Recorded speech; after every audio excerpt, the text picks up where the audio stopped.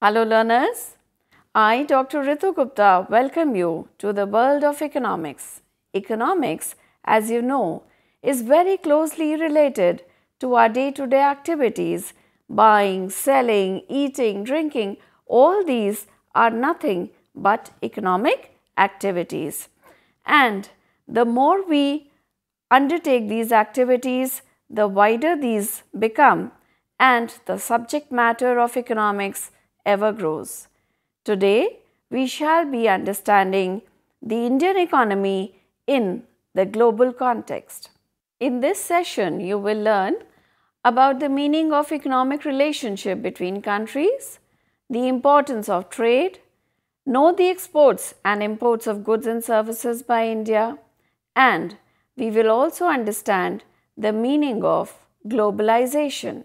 So let us go to the first concept of this session, which is economic relationship between countries. We shall first understand what is economic relationship, and then only will we proceed to economic relationship between countries. So what is economic relationship?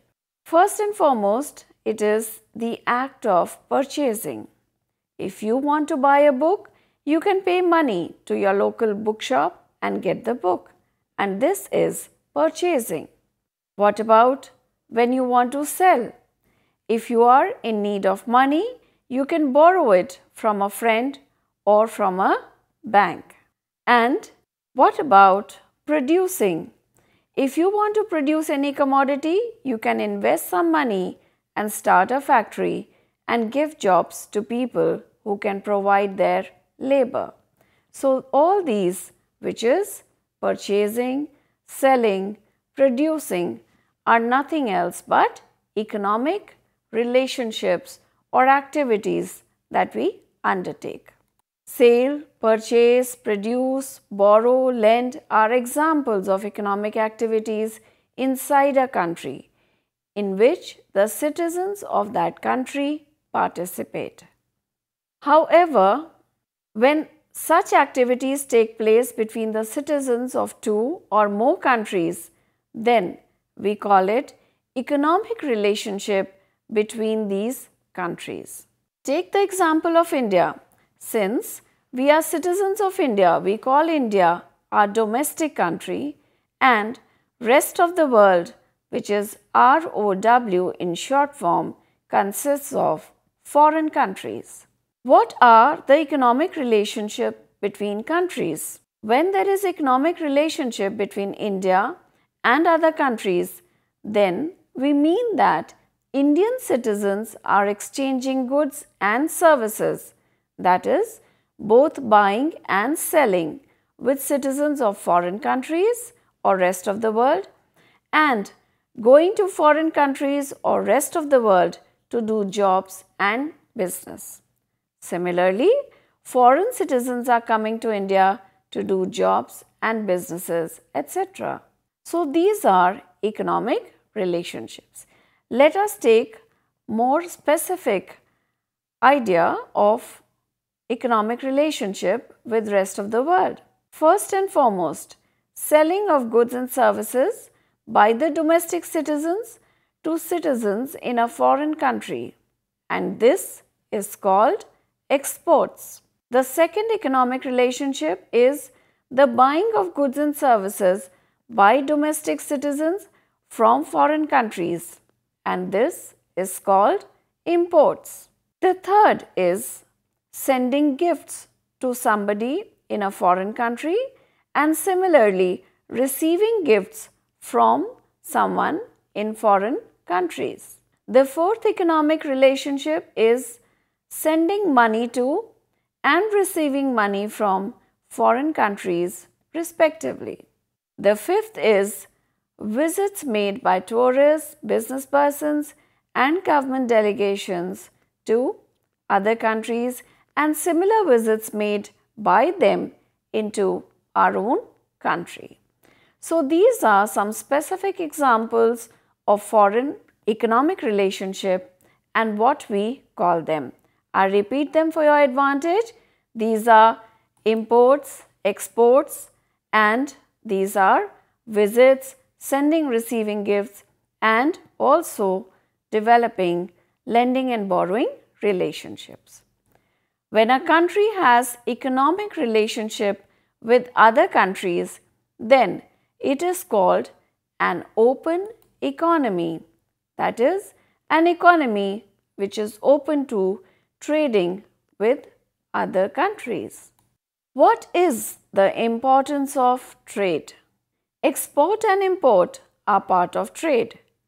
People buy and sell goods and services through markets within the domestic territory of the country. When export and import takes place between citizens of various countries, we call it international trade. What is the importance of such international trade? Exports and imports are international trade in goods and services, and these are what help the economy to grow. Trading activities are integral part of the economy. It is very difficult to look at life without trade in the economy. Goods are constantly transported from one place to other by trains, trucks, etc. inside the country. Similarly, aeroplanes, ships are used to transport goods between countries. The aim is to provide the goods or services to the person who want to pay for it, no matter wherever the buyer resides.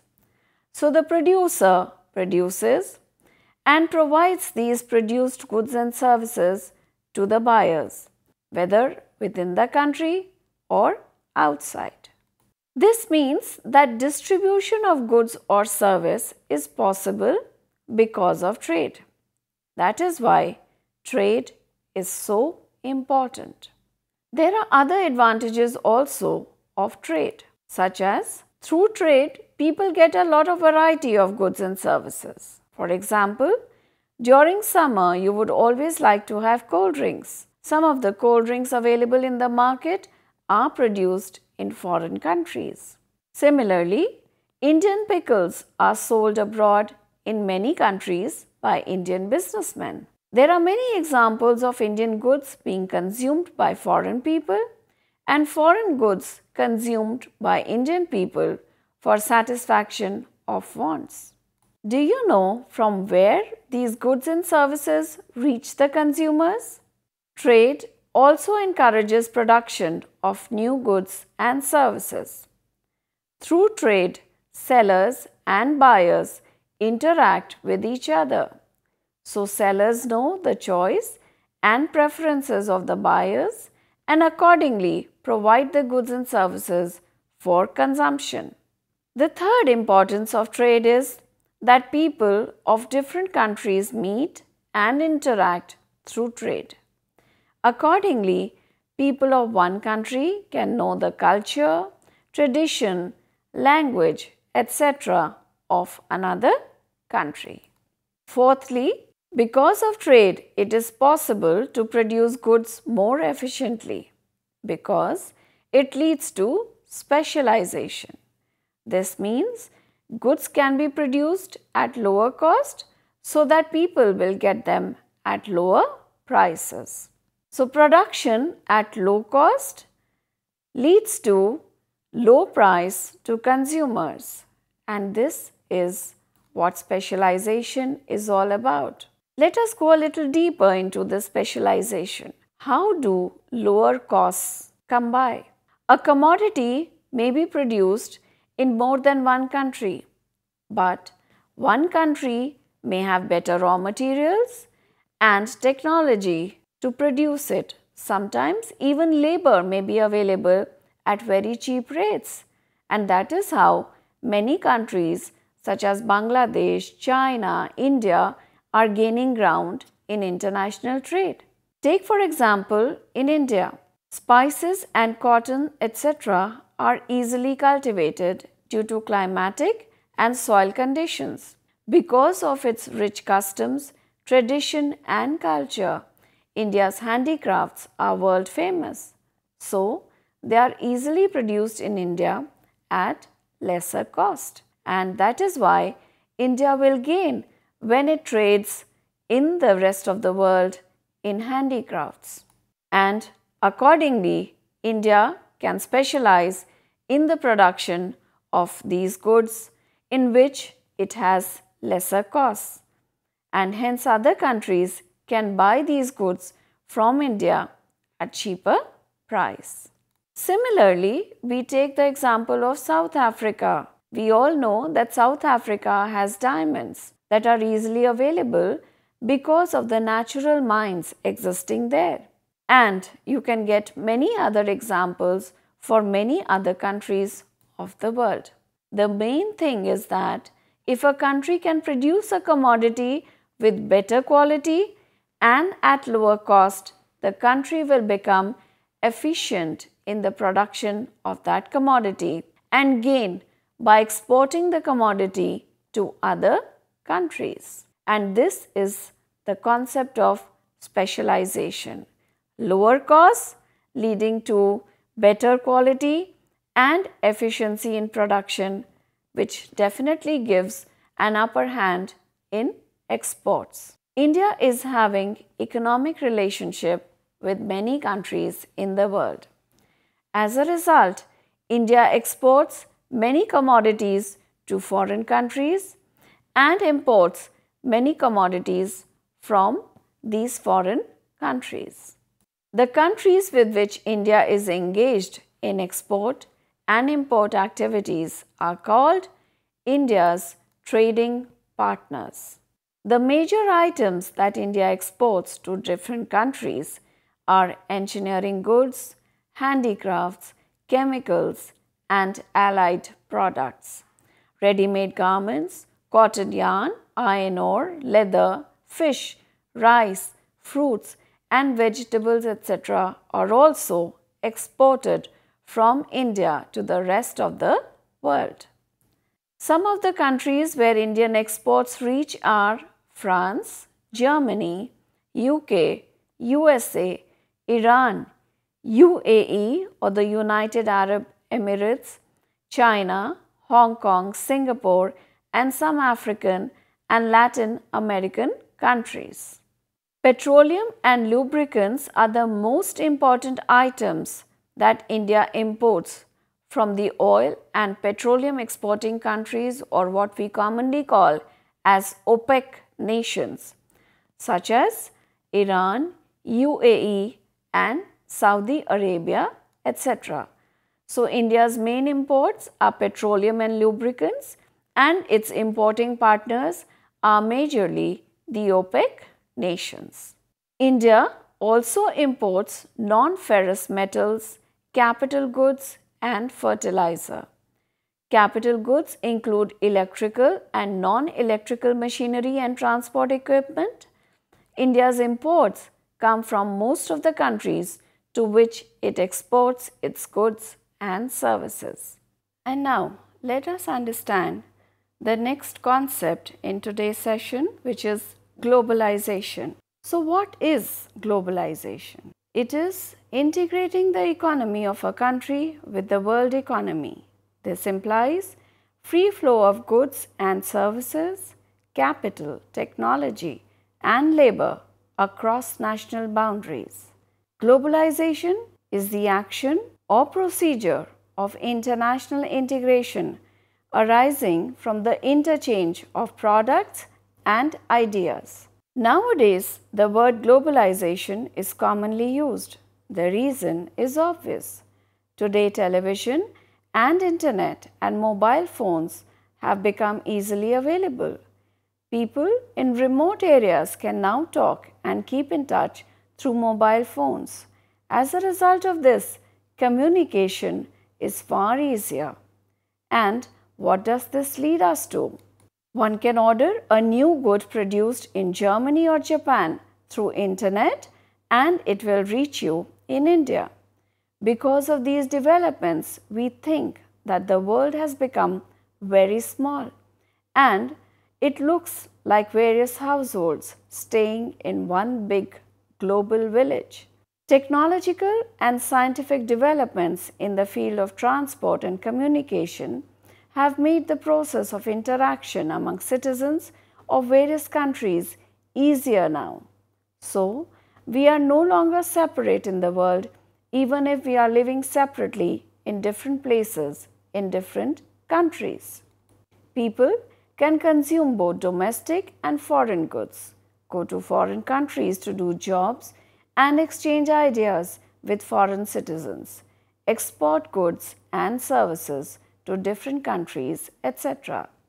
The different countries of the world seem to be coming closer, and this process is known as globalization in simple terms. So let us now revise what we have learnt in today's session. First and foremost, we understood the meaning of economic relationship between countries, importance of trade. We got to know the exports and imports of goods and services by India and India's trading partners. And lastly, we learnt of globalization. Thank you and hope this session will bring you closer to the concept of economic relationship in the world.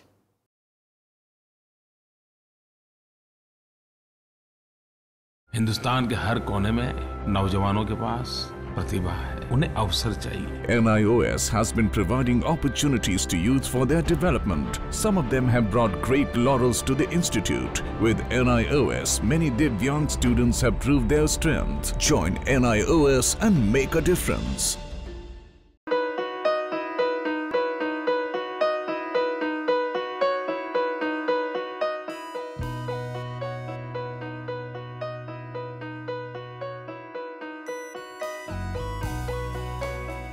पच्चीस साल का लंबा सफर और लाखों लोगों के चेहरों पर खिलती मुस्कान, गर्व और गरिमा से जीने की प्रेरणा देती मुस्कान, आत्मसम्मान और विश्वास से पैदा हुई मुस्कान।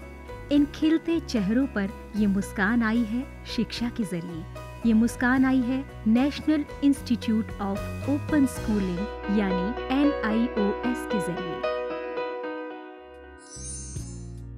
National institute of open schooling या राष्ट्रीय मुक्त विद्यालयी शिक्षा संस्थान, इस संस्थान का एक बड़ा उद्देश्य है आम आदमियों के जीवन को बेहतर बनाना। ऐसे लोग जिनके लिए शिक्षा एक दूर का सपना है या वे बच्चे जो परिवार की रोजी रोटी कमाने के लिए बीच में ही स्कूल छोड़ने पर मजबूर हो जाते हैं। NIOS ऐसे बच्चों और बड़ों को दोबारा शिक्षा से जुड़ने का मौका मुहैया कराता है ताकि वे एक बेहतर जीवन जी सकें। 1989 में स्थापना के बाद NIOS ने देश के लाखों बच्चों और वयस्कों को बेहतर शिक्षा से जोड़ा है। इनमें हर उम्र, हर पृष्ठभूमि, हर जाति, हर मजहब और हर क्षेत्र के लड़के लड़कियां, महिलाएं और पुरुष शामिल हैं। बढ़ई से लेकर पायलट, डॉक्टर, इंजीनियर, बेकर और दर्जी तक NIOS कोशिश कर रहा है सबको शिक्षित और सशक्त बनाने की, चाहे वो असम के दूर दराज इलाके में रहने वाला हो या फिर मुंबई जैसे महानगर का। NIOS ने अपनी मौजूदगी हर जगह दर्ज कराई है। NIOS ने शिक्षा की परंपरागत सोच को ही बदल दिया है। वो पढ़िए जो हम पढ़ाते हैं की जगह NIOS की नई सोच है, हम वो पढ़ाते हैं जो आप पढ़ना चाहते हैं। इस नई सोच ने लोगों को आगे बढ़ने और NIOS के साथ जुड़ने के लिए प्रोत्साहित किया है। शिक्षा उपलब्ध कराने के मामले में NIOS किसी सीमा को नहीं मानता, उम्र की सीमा को भी नहीं। चंडीगढ़ के गणेश के लिए भी NIOS एक वरदान साबित हुआ। NIOS शारीरिक रूप से अक्षम बच्चों को भी बेहतर शिक्षा मुहैया कराने के लिए पूरी तरह प्रतिबद्ध है। ऐसे बच्चों के लिए शिक्षा न केवल रोजगार के द्वार खोलती है, बल्कि उन्हें आत्मविश्वास और गर्व के साथ जीना भी सिखाती है। NIOS खेल के इन सितारों को उनकी सुविधा और समय के अनुसार बेहतर शिक्षा उपलब्ध कराता है। मेरी कॉम, सोमदेव देववर्मन, देविका रिबेका पल्लिकल, अरमान इब्राहिम, प्रद्युमन प्रकाश और अमयजोत सिंह। NIOS सीमा पर खड़े उन प्रहरियों को भी शिक्षा से लाभान्वित करता है जो देश की सुरक्षा के लिए अपनी जान की बाजी लगाने से भी नहीं चूकते। सच तो ये है कि NIOS की पहुंच हर ओर रहती है, चाहे वो दूर दराज के आदिवासी हो या जेल की कोठरी में बंद कैदी या फिर ग्रामीण और शहरी क्षेत्रों के गरीब निवासी। देश में कहीं भी कोई भी व्यक्ति, स्त्री, पुरुष, लड़का, लड़की, अमीर, गरीब शिक्षा से वंचित न रहे। राष्ट्रीय मुक्त विद्यालयी शिक्षा संस्थान का यही मिशन है। राष्ट्रीय मुक्त विद्यालयी शिक्षा संस्थान पूरे देश में शिक्षा के साथ साथ कौशल विकास के क्षेत्र में बहुत सारे कोर्सेज दे रहा है। लगभग 100 से ज़्यादा कोर्सेज हैं। हम दूर दराज के गांव में अपने संस्थान बनाते हैं और वहाँ के बच्चों को, वहाँ के बच्चियों को, वहाँ के वयस्कों को हुनर के क्षेत्र में शिक्षा पहुँचाते हैं। आपको जानकर खुशी होगी कि अब हम आर्ट, साइंस, कॉमर्स जिन क्षेत्रों में 12वीं का सर्टिफिकेट दिया जाता रहा है, अब हम हुनर के क्षेत्र में, वोकेशनल एरिया में भी 10वीं और 12वीं का सर्टिफिकेशन करेंगे। तो वो बच्चे जो कृषि से जुड़े हुए हैं, कारपेंट्री से जुड़े हुए हैं या दूसरे क्षेत्रों से जुड़े हुए हैं, वो अपने ही क्षेत्र में काम करेंगे, सीखेंगे, हुनर पैदा करेंगे अपने में और सर्टिफाइड भी होंगे कि वो सर्टिफाइड कृषक हैं, खेतिहर हैं। तो आज तक जो हमारे देश में ये सोच रही है कि आप 12वीं पास तभी कहे जाएंगे जब भूगोल, अर्थशास्त्र, भौतिकी ये पढ़ेंगे, अब ये समय बदल गया है। ITI में जितने बच्चे पढ़ते हैं, लगभग 18 लाख बच्चे हर साल दाखिला लेते हैं। अब हम उनको सर्टिफिकेशन करेंगे। NIOS अपने छात्रों को माध्यमिक स्तर पर 26 और उच्च माध्यमिक स्तर पर 19 विषयों का विकल्प देता है। पढ़ाई किस माध्यम से करनी है, इसमें भी आपको लचीलापन मिलेगा। माध्यमिक स्तर पर ही 7 भाषाओं के अलग अलग माध्यमों का विकल्प मौजूद है। शैक्षणिक कार्यक्रमों के अलावा 86 वोकेशनल शिक्षा कार्यक्रम भी उपलब्ध हैं, जो छात्रों को कामकाजी दुनिया के लिए तैयार करते हैं। वोकेशनल प्रशिक्षण को अधिक सुदृढ़ बनाने के लिए NIOS ने ITDC, Cisco, Indian medical association जैसे कई सरकारी और गैर सरकारी संस्थानों के साथ भागीदारी स्थापित की है। आज लाखों छात्रों के लिए अपनी पसंद का स्कूल है राष्ट्रीय मुक्त विद्यालयी शिक्षा संस्थान यानी national institute of open schooling. NIOS ने एक लंबा सफर तय किया है, लेकिन मंजिल अभी दूर है। निरंतर विकास और नवीनीकरण के लिए NIOS सदैव प्रतिबद्ध है। शिक्षा का उद्देश्य महज रोजगार जुटाना ही नहीं है, बल्कि स्वयं को सशक्त बनाना भी है। NIOS लाखों छात्रों के लिए यही आत्मसम्मान दिलाने में जुटा है। लाखों लोगों के लिए एक आशा और उम्मीद है। National institute of open schooling. शिक्षा सबके लिए, कहीं भी, कभी भी।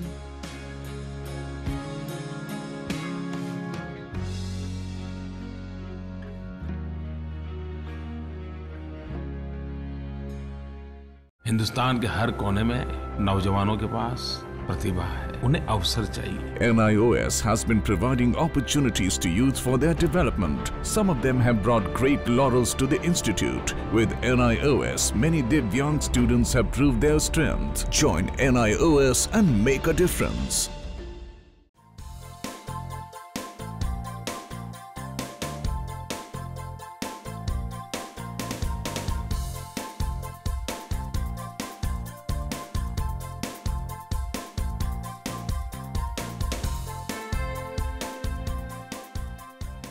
घर बैठे पाएं राष्ट्रीय मुक्त विद्यालयी शिक्षा संस्थान यानी NIOS में एडमिशन, वो भी एकदम आसान तरीके से। जिससे शिक्षार्थियों को होगी समय और धन दोनों की बचत। NIOS से शिक्षा कभी भी कहीं भी। शिक्षार्थियों, क्या आप जानते हैं NIOS में एडमिशन लेने का सरल और सुगम तरीका, जिससे शिक्षार्थियों को ऑनलाइन प्रवेश लेने में सहूलियत मिलती है। NIOS में प्रवेश की प्रक्रिया पूर्णतया ऑनलाइन है। शिक्षार्थी घर बैठे इंटरनेट द्वारा प्रवेश के लिए सबसे पहले NIOS की वेबसाइट www.nios.ac.in पर लॉगिन करें। अपना ईमेल आईडी और पासवर्ड डालकर अपना पंजीकरण करें। पंजीकरण के बाद लॉगिन करने पर ऑनलाइन प्रवेश हेतु आवेदन पत्र खुलेगा। आवेदन पत्र को निर्देशानुसार भरें और प्रिंट आउट लें। इस प्रिंट आउट पर अपनी फोटो संलग्न करें। ऑनलाइन प्रवेश के लिए शुल्क हेतु भुगतान के तरीके हैं: क्रेडिट कार्ड के द्वारा, डेबिट कार्ड के द्वारा, राष्ट्रीयकृत बैंक के ड्राफ्ट के माध्यम से, जो कि सचिव NIOS नई दिल्ली या नोएडा के पक्ष में देय हो।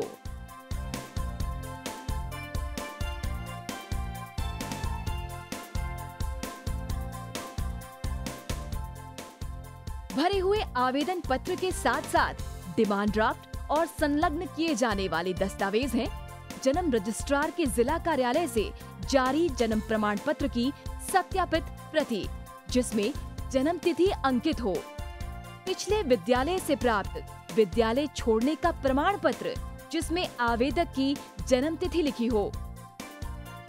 प्रवेश फॉर्म का प्रिंट आउट NIOS के संबद्ध क्षेत्रीय केंद्रों पर 10 दिनों में पहुंच जाना चाहिए, अन्यथा उचित दस्तावेज न लगे होने पर आवेदन फॉर्म रद्द किया जा सकता है। प्रवेश प्रक्रिया की पुष्टि होने के बाद शिक्षार्थियों को परिचय पत्र व अध्ययन सामग्री डाक द्वारा तुरंत पहुंचाई जाती है। ऑनलाइन प्रवेश एक बहुत ही सुगम और सुविधाजनक प्रवेश प्रणाली है। Online on time for safe and secure admission.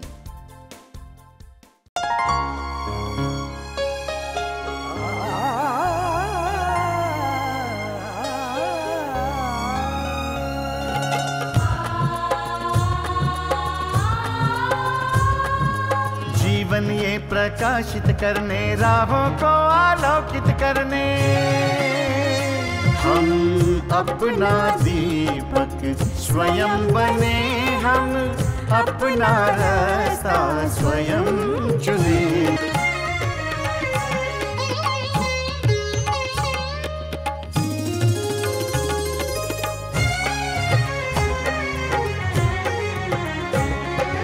धन साधन समय की सीमा से